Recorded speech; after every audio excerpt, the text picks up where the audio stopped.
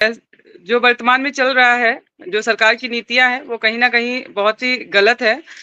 अब आप देख ही रहे हैं कि मतलब देखा जाए केंद्र सरकार में मोदी सर हमारे जो प्राइम मिनिस्टर हैं, वो कहते हैं विश्व गुरु की बात कर रहे हैं। पर विश्व गुरु कैसे बनेगा? जब गुरु को ही आप सीट नहीं दे रहे हैं, शिक्षक को ही सम्मान नहीं दे रहे हैं, शिक्षक का लगातार अपमान कर रहे हैं, कोर्ट में ले जाके खड़ा कर रहे हैं शिक्षक को, जिसका काम है विद्यालय में बच्चों का भविष्य संभालना, उनको आप कोर्ट में खींच रहे हैं। अब इस समय समस्या ये है कि लगातार अंदेशक हो या शिक्षा मित्र हो, जब वो मानसिक रूप से प्रताड़ित है और आर्थिक रूप से भी वो तंग है और वो शारीरिक रूप से भी कष्ट झेल रहा है, क्योंकि उसके विद्यालय इतनी दूर-दूर है। तो क्या सरकार समझ नहीं रही है कि शिक्षक को आप कोर्ट में भी आप कहीं हाई कोर्ट, कहीं डबल बेंच, कहीं सुप्रीम कोर्ट आप क्यों खींच रहे हैं भाई? आप क्यों ऐसी नीतियाँ लाते हैं? आप अपनी नीतियों में संशोधन करिए।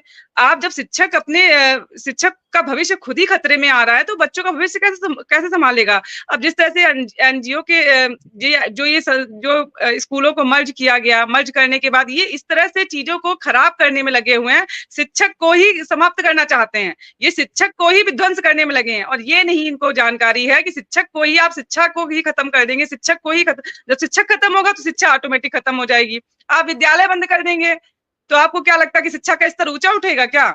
आपको तो विद्यालय खोलने चाहिए, आप विद्यालय बंद करने की बात कर रहे हैं। आबादी कितनी बढ़ती जा रही है, जनसंख्या कितनी बढ़ रही है। अब क्या गरीब खत्म हो गया है क्या? इतनी बेरोजगारी में, इतनी महँगाई में लगता है कि गरीब मुझे लग रहा है लोग गरीबी बढ़ती जा रही है, रोजगार आप दे नहीं रहे हैं, तो गरीबी तो बढ़ेगी ना। तो ये विद्यालय कम करने का सुझाव कहाँ से कौन दे रहा है? हमें समझ में नहीं आता है। ये दिमाग में इनके आ भी कैसे रहा है? अगर जनसंख्या बढ़ रही है तो विद्यालयों की संख्या बढ़नी चाहिए। तो ये सब पता नहीं क्या मानसिकता लेके चल रहे हैं। जब आप विद्यालयों में उचित शिक्षा की व्यवस्था करेंगे, सिर्फ और सिर्फ कायाकल्प करने से, बिल्डिंगें बनाने से, रंग-रोदन करने से ये चीजें नहीं चलेंगी। आप वहाँ पर शिक्षक दीजिए, शिक्षा का स्तर बढ़ाइए। शिक्षक जब आपकी नींव ही कमजोर है, वहाँ शिक्षक ही नहीं है, तो बच्चे कैसे आएँगे? आपने एक शिक्षक को वहाँ तैनात कर रखा है, शिक्षक भी नहीं है बहुत जगह, वो चपरासी आके विद्यालय खोल रहे हैं। तो आप सोचिए वहाँ पे जब शिक्षा ही नहीं है, तो बच्चे कहाँ से इनरोल्ड होंगे? नामांकन तो घटेगा ही, जब नामांकन घटेगा तो आप फिर क्या कहेंगे कि बच्चे बहुत कम है इसमें। बच्चे कम होने की वजह उसका कारण जानिए ना, कारण क्या है उसके पीछे? जो कारण है उसको कारण। नमस्कार, आप सभी जितने भी शिक्षा मित्र, जितने भी अनुदेशक साथी हैं, आप सभी को लेकर एक बड़ी खबर सामने आ रही है। ये खबर आप सभी के लिए बहुत ही महत्वपूर्ण होने वाली है, इसलिए वीडियो को पूरा जरूर देखें और अगर वीडियो अच्छी लगे तो वीडियो को लाइक कर चैनल को सब्सक्राइब कर ले। आप सभी को पता होगा कि चुनाव से पहले यानी कि आचार संहिता लगने से पहले आप सभी के लिए कमेटी के द्वारा रिपोर्ट जारी करनी थी। आप सभी के लिए प्रस्ताव भी पारित करना था, जिसमें सरकार को ये बताना था कि वो आपके मानदेय में वृद्धि करेगी या फिर आप सभी का नियमितीकरण करेगी। फिलहाल उसके बाद आचार संहिता लग गई, लेकिन इसके बाद उम्मीद थी कि आचार संहिता की खत्म होते ही आप सभी के लिए सरकार के द्वारा कुछ न कुछ अच्छा काम किया जाएगा। अब आचार संहिता भी खत्म हो चुकी है। क्या आप सभी के लिए सरकार के द्वारा कोई फैसला लिया गया है या नहीं, जानेंगे इस वीडियो में, इसलिए वीडियो को पूरा जरूर देखिए। नहीं, मैंने इनिशियल स्टेज की वैकेंसीज की बात करी है। जी पुष्पन जी, फिर मैं आगे बढ़ूंगा, बात पूरी करिए।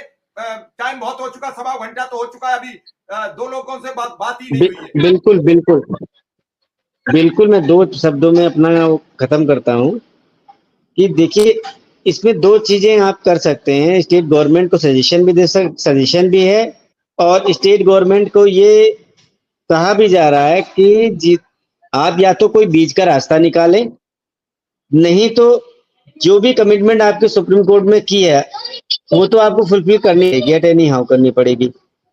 अगर आप बीच का रास्ता निकाल देते हैं सबके लिए तो बिल्कुल जायज होगा, सभी टीचर्स के लिए बेनिफिशियरी रहेगा। अगर नहीं रहता है तो फिर यहाँ के तो रास्ते सभी के खुले ही हुए हैं, यहाँ पे वही प्रोसेस चलेगा सबका और सबका वही काम होगा और कुछ नहीं। जी बिल्कुल। इसमें प्राची जी थोड़ी सी जल्दी बात कर लीजिए पूरी, क्योंकि मेरा अगला प्रोग्राम लगा हुआ है कि ये जो शिक्षकों का मामला कोर्ट के आदेश के बाद संकट में है कुर्सी। क्या केशव प्रसाद को सीएम बनाए जाने का भी तो कुचक्र नहीं है?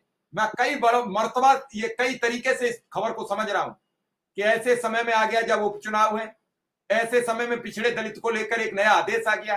कोई कुचक्र तो नहीं है पीछे?